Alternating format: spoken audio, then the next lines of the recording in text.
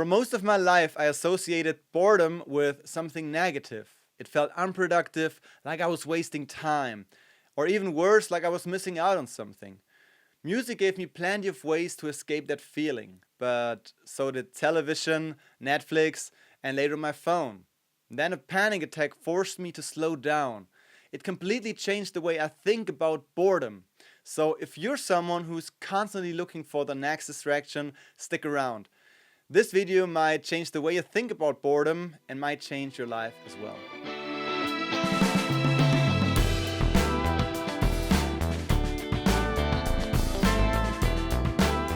Hey everyone, Mark here. Welcome back to another episode of Mindset of a Musician. This week's topic is boredom, and I think it is one of the most underrated topics in today's society, where we can escape boredom almost instantly. But that wasn't always the case. Before smartphones, it was so much harder to constantly distract yourself. Sure, people could read newspapers or watch TV, but there was no endless feed to scroll through, and it was not always accessible. And when there was nothing left to read or watch, you were simply left alone with your thoughts and imagination. Michael Easter writes in his book Comfort Crisis, for 2.5 million years, or about 100,000 generations, we had nothing digital in our lives. Now the average person spends 11 hours and 6 minutes a day using digital media. I've briefly touched on this topic in my previous videos, but I want to dive a little deeper today because I think boredom is incredibly important, especially for musicians and creative people. So let's start with why boredom is slowly disappearing from our lives. So it's clear that the smartphone is one of the biggest drivers of disappearing boredom. So for example, when something is damaged at home and we want to fix it, we simply Google it or watch a YouTube video how to fix it. And that is great, but the downside of it is we're skipping the creative process. Back in the day when something needed to be repaired and there was no internet, people needed to get creative in order to find a solution. And today, when we're bored, we can escape that feeling anytime. So when we're on the toilet, we take the phone with us.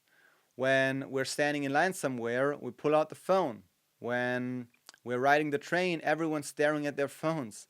When we're eating at the restaurant, we put the phone on the table so that we're not missing out on something, but we're actually missing out on the conversation we're having with our significant other, our family, our friends, and we're not completely focused on them.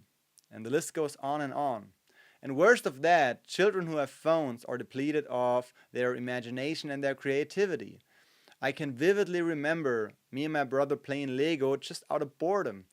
And it was so much fun.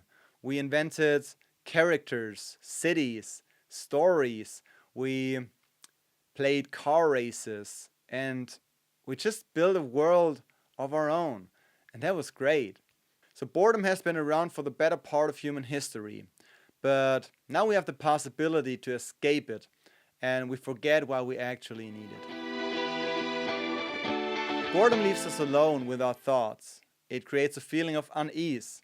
So with the intention to escape boredom, we can channel that energy into something creative, something meaningful, or connecting with other people.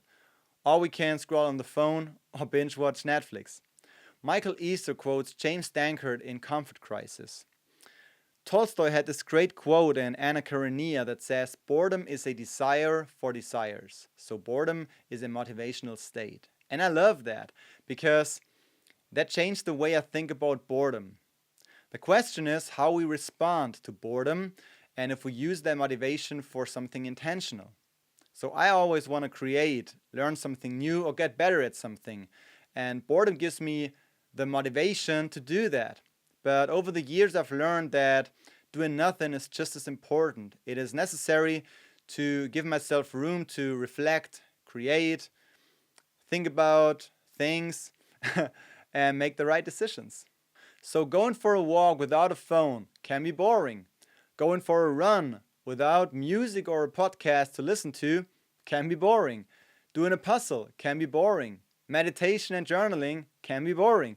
So it depends on what type of person you are, but I would argue that a lot of people would consider these activities boring. But in those boring activities, we find access to our deeper thoughts. And I was pushing them away for a long time and ended up having a panic attack. Looking back, I think I was distracting myself from thoughts and feelings that I didn't really want to face. But I had to, and it was so important in order to get it under control. So that discomfort was a signal and not a problem. And that's one reason I think we need more boredom than ever before.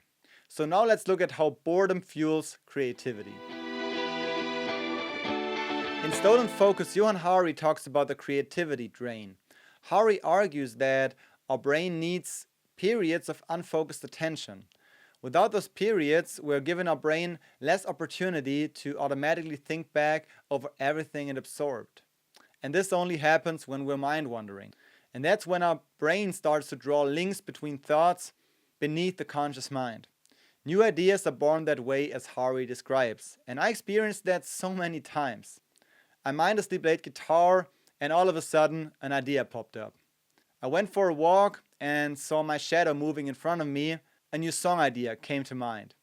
That would probably not have happened if I would have stared at my phone or if I was in a focused state. I think that's also the reason why I find it so hard to write a song when I focus on it. It's much more likely to come up with a new idea when I'm doing something boring, like hanging up the laundry or cleaning the apartment. So the lesson that I've learned is that we deplete our brain's capacity to make these random connections when we're in a focused state. So if we're not bored, we are having a hard time coming up with new ideas. So I hope this gives you enough reason to embrace boredom again, which we'll talk about in the last chapter. So how do we embrace boredom again? I try to observe myself, and when I grab my phone out of boredom and I recognize it, I put it away. And I'm left with options. What do I want to do now? One thing that really helped me is time boxing my days. That gives me direction without filling every second with distractions. And if you'd like to learn more about that, I made a whole video about it. You can check it out here. But if you have no plan what to do right now, it is worth thinking about it. Because as I've already mentioned, the question is how we respond to boredom. So instead of grabbing your phone and watching TV, you could read a book or go for a walk. You could learn something new or make a plan of starting a new hobby. The important part is that you do it with intention. But the problem is that we are mindlessly scrolling on our phones, which distracts us from doing something more valuable with our lifetime. So if you're interested, I've put together a list of things you can do instead of grabbing for your phone. It is part of my Mindset Money newsletter, so if you want to subscribe, I'll put a link down in the description. So I have learned to embrace boredom again and use it as fuel for intentional activities, for creativity, and for quality time. So I hope this video gave you a new perspective on boredom. If it did, please leave a like and subscribe to the channel. So yeah, maybe it is not something we should constantly try to escape. Maybe it's where creativity begins. Now let me know in the comments how you deal with boredom and if you've ever had a great idea while doing something seemingly boring. Thanks so much for watching, and I'll see you in the next one.